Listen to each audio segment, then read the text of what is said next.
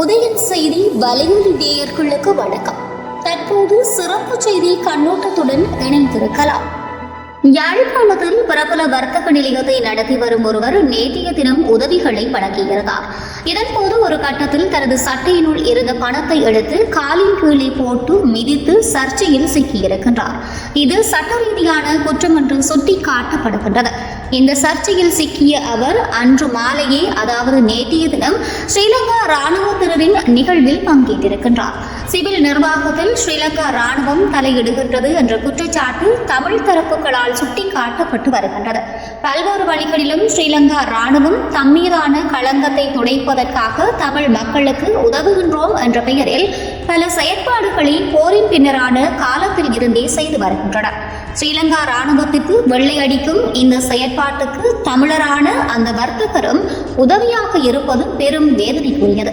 தமிழ் மக்களின் காணிகளை அடாத்தாக பிடித்து ஆக்கிரமித்து வைத்துக் கொண்டு அந்த மக்களை ஏதிரிகளாக இந்த பூமி பந்து முழுவதும் சுற்றிவிட்டுக் கொண்டு அந்த மக்களின் மண்ணிலேயே விவசாயம் செய்து அதை தமிழ் மக்களுக்கே விற்கும் செயற்பாடுகளில் ஸ்ரீலங்கா இராணுவம் ஈடுபடுகின்றது.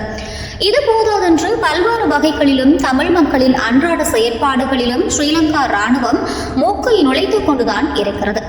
வீடுகளை கட்டி கையளிக்கின்றோம், வாழ்வாதாரங்களை வழங்குகின்றோம், இலவச கண் சத்திர சிகிச்சைகளை செய்கின்றோம் என இடம் பார்த்து தமிழர்கள் வாழ்வுக்குள் தன்னை புகுத்தி வருகிறது ஸ்ரீலங்கா இராணுவம். இப்படிப்பட்ட ஸ்ரீலங்கா இராணுவம் இளைய தலைமுறையை இலக்கு வைத்து பல வேலைகளை முன்னெடுத்தாலும் ஆக வேண்டியதாக ஒரு செயற்திட்டத்தை கையிலே எடுத்துள்ளது. பருத்தித்துறை பொன்னாலை வீதியும் பலாலி வீதியும் சந்திக்கும் இடத்தில் இன்னமும் ஸ்ரீலங்கா இராணுவத்தின் உயர் பாதுகாப்பு வலயமாக இருக்கும் இடத்தில் சிமிக் பார் என்ற ஒன்றை நேற்று திறந்து வைத்துள்ளது. தமிழ் மக்களின் உரைக்கு காணிகளை போர்க்காலத்தில் ஆக்கிரமித்து ஸ்ரீலங்கா இராணுவ கட்டளை தலைமையகம் அமைந்துள்ள பலாலிக்கு அண்மையாக இது திறந்து வைக்கப்பட்டுள்ளது. தமிழ் மக்களின் காணியில் ஸ்ரீலங்கா இராணுவம் ஒரு கட்டடத்தை திறந்து வைத்திருக்கிறது. இந்த கட்டடத்திற்கு தமிழரான அந்த வர்த்தகர் நிதி உதவி வழங்கியுள்ளதாக ஸ்ரீலங்கா இராணுவத்தின் இணையதளம் குறிப்பிடுகிறது. தமிழ் மக்களின் கண்ணை தமிழ் மக்களின் கையை வைத்தே ஸ்ரீலங்கா இராணுவம் குத்தியிருக்கிறது. திறந்து வைக்கப்பட்ட இந்த கட்டடம் விளையாட்டு, பொழுதுபோக்கு, கல்விக்கான பலநோக்கு கட்டடம் என்று ஸ்ரீலங்கா இராணுவ இணையம் கூறுகிறது. ஸ்ரீலங்கா இராணுவத்தின் கட்டுப்பாட்டில் அவர்களின் கண்காணிப்பில் இருக்கும் இந்த கட்டடத்தை தமிழ் மாணவர்கள் பயன்படுத்த முடியும். தமிழ் மக்களின் சொத்தாக இருப்பது கல்வி. அதன் தனித்துவம் இன்று வரை பேணி காக்கப்பட்டு வருகிறது.